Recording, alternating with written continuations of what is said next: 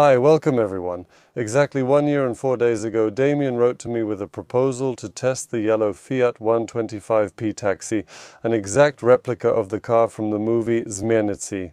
And he invited me to the Bieszczady Mountains because we're by Solina. Unfortunately, I don't visit Bieszczady very often, so exactly 4 days ago I wrote to Damien that I would be in his area. It turned out that the previous car is no longer available, but there's an almost identical Fiat 125p, so we'll still be able to record the video.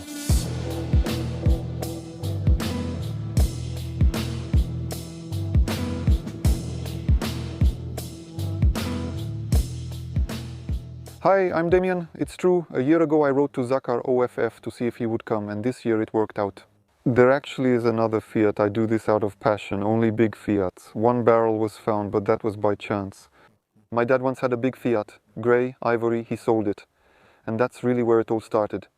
I also wanted to have a big Fiat, and now there are a few of them.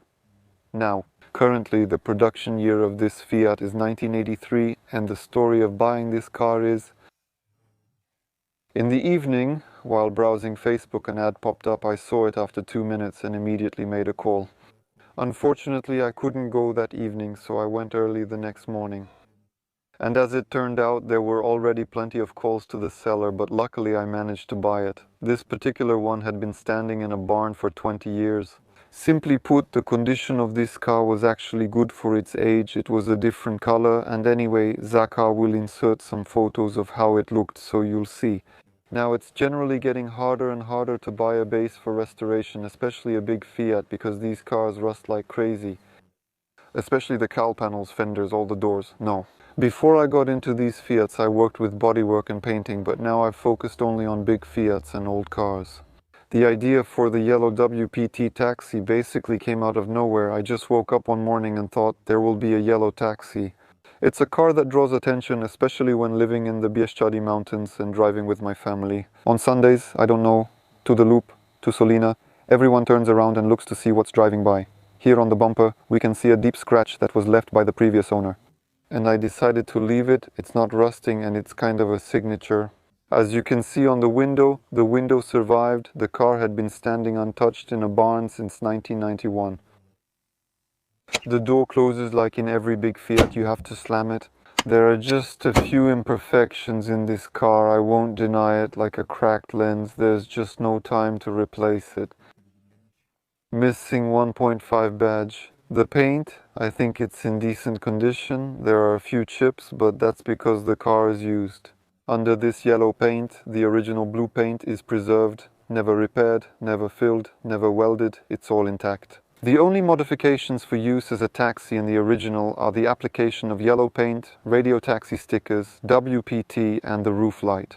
Here we have a 1.5 overhead valve engine paired with a 4-speed gearbox. The car's mileage is 8,500 kilometers since it was purchased new. Unfortunately, the engine block had to be replaced because the previous one, after standing for so many years in a barn, was simply flooded with water and the block cracked.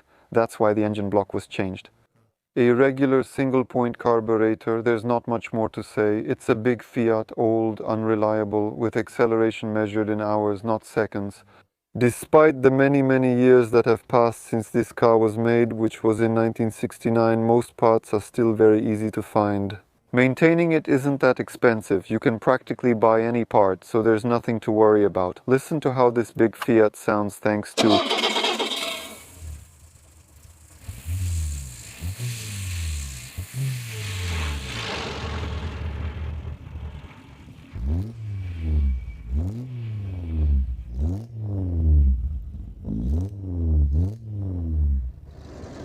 My friends, the partner of this episode is AUTODNA.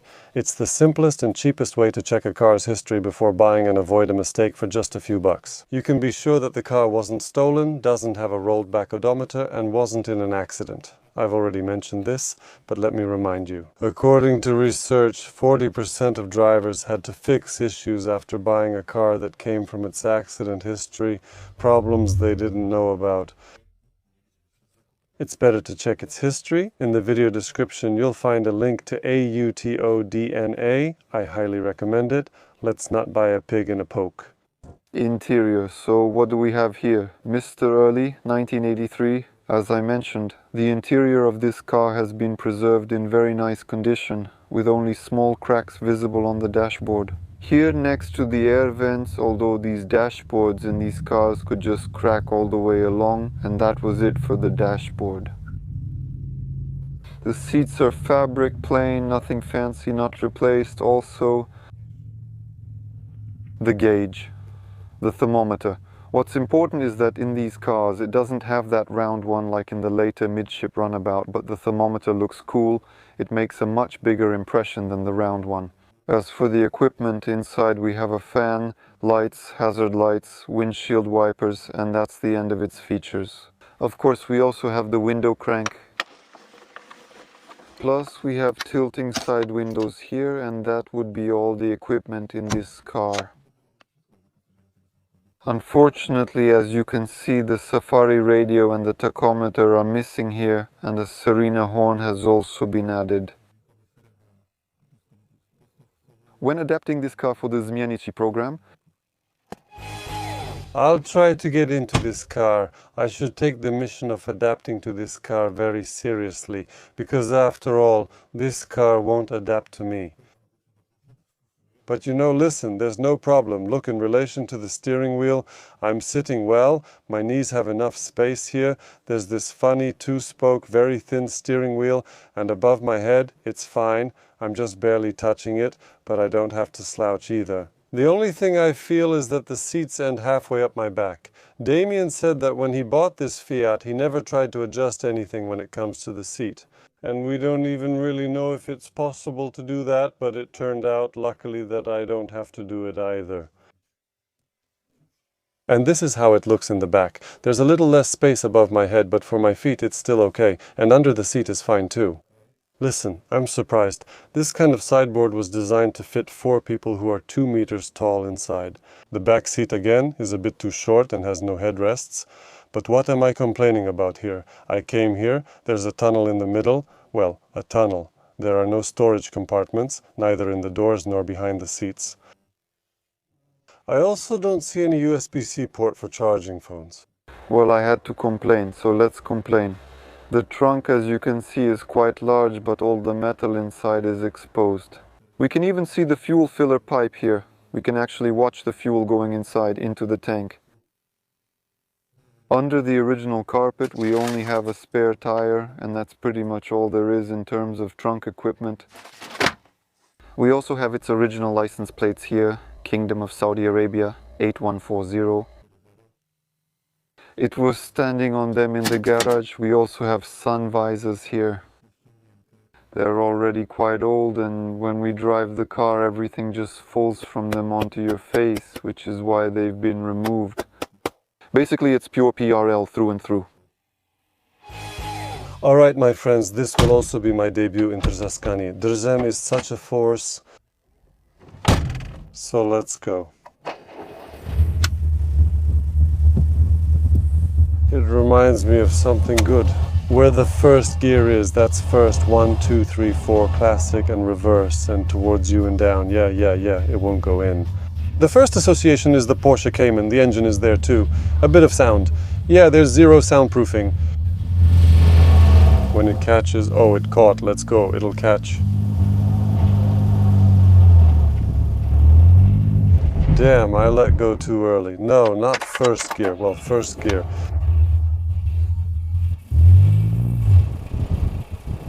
That's third gear, that's third gear. No, not that. Okay, that's okay, we got it. Oh, second gear worked. I knew there would be a problem with the gears, but not this much. I didn't know we'd be recording a silent movie because you won't be able to hear us. Specifically these tiny mirrors. I wanted to say there's a mirror. Well, you can see something in it. This is a fishing scooter. You turn it after a while, not slowly, then it finally catches, but the noise level is insane. Well, that's how it is, and it's always been like that. Well, in every single one we get everything through artificial intelligence. One thing surprises me, that supposedly this car sways on the road, barely actually controlling its direction. It's loud as hell, but at the same time I'm not afraid at all to speed up in it. Well, actually, we don't know Monday, and the speed is third gear. The turn behind us is alive. Get in. I started testing. We'll order it for the competition. ESO, I'm glad to admit it, especially in the comp. OPES, because you can talk a lot about how there's an atmosphere, how it's cool, how it used to be. We can't complain here about an excess of touch buttons and screens, unfortunately, but now cars are a bit more comfortable to drive. Maybe we won't do the moose test in it. What do I want? I don't want. I don't want. We should get onto a straight. I want to speed this up. Listen, listen, listen, listen, listen. We can, yeah, now it's wide, not to do it like 1, 2, 3.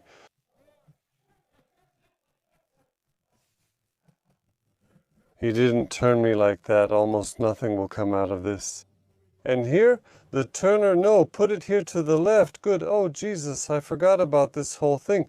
But it's maneuverable, kind of. But it won't fit. It won't fit. It'll make it. It'll make it. Go ahead. At worst, we'll just move the concrete, because to actually damage this car, you'd really have to hit it hard with concrete. The walls would move first. Alright, so how on earth could a car have 8,000 kilometers after 30 years, Apparently that means the owner of this car died in 1900, so in 90.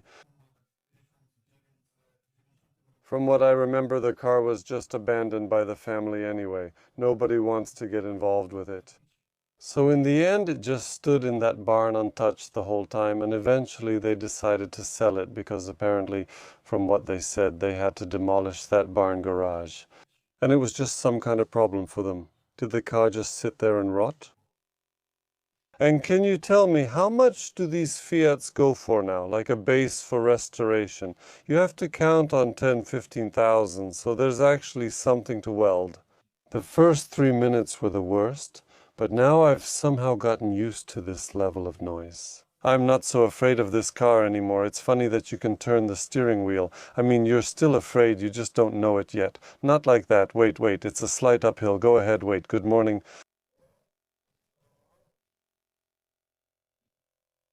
Frog. We'll go around the frog without the frog. Although it wasn't. All right. Well, sure, because you were lucky to find a specimen like that. A specimen with 8,000 on the clock showed up. That probably doesn't happen too often on the market. It's very hard to find one like that, especially one that hasn't been repaired before and still has the original paint, honestly. Speaking of old cars, did you want to talk about your father's Fiat, the one where it all started? Yeah, well, after a few or maybe a dozen years. Fortunately, we managed to buy the car back and it was completely redone and put back together. The bike's engine is 1.6 horsepower because the old original 1.5 engine got lost somewhere in the army over the years. And since the engine had to be changed anyway, we put the 1.6 in the bike. Yes? Thanks. What's in the collection now? Is it just sitting there? Well, for now it's just sitting there. Did you buy it back as a family heirloom or as another base for another rebuild and sale? One? Both, but more for training. An incredible experience. And we'll stop somewhere here and record a summary. No, it's incredible that people used to drive cars like this with such soundproofing and even had to wait in line for years to buy something like this. No, let's turn it off because honestly I'm still not sure if people could hear us the whole time. Anyway, I wanted to thank you for the invitation. It was a great experience, a great meeting, and thanks for showing me the car. And it looks like we're about to go to your place. We'll also see the most famous wreck in Poland. So we'll continue this visit and probably end it there. So the film isn't over yet because we'll show a few more shots. But since it's still early, we'll also record a barrel test today. So we invite you to the next barrel test. Coming soon on the channel. The camera turned, and on that camera I was barely visible, but that's the least of the problems compared to what happened here last night. Thanks for watching this episode. Remember to subscribe and see you in the next videos. Bye. In the last seconds of the video I mentioned the most famous ułomka in Poland. And why is that? Because there really isn't much space left to keep these cars anymore. So they stand on this ułomka right by the main road that leads to Bieszczady to Solina, Polańczyk. That's where it comes from. People stop here all the time and take pictures with these cars. The first one here is a white Fiat from 1974 with a 1.3 engine and a manual gearbox in the floor. It's already been moved because this is commonly called a classic, not a midship runabout, just a classic. This is a late classic already with the gear shift in the floor. Earlier classics also had a 4-speed but on the steering column. Here we have from the mentioned red Fiat. This is a late midship runabout 1990, previously ivory, now red. This is actually Dad's Fiat. We also have here an engine from a 1.6 Rover 130 horsepower with aggressive camshafts. The interior, as you can see, has also been changed. The red from the classic matches the paint perfectly. And here is the mentioned taxi, and at the end the last barrel, which we'll talk more about in a moment. And once again, we invite you to the next episode, which will be about this barrel.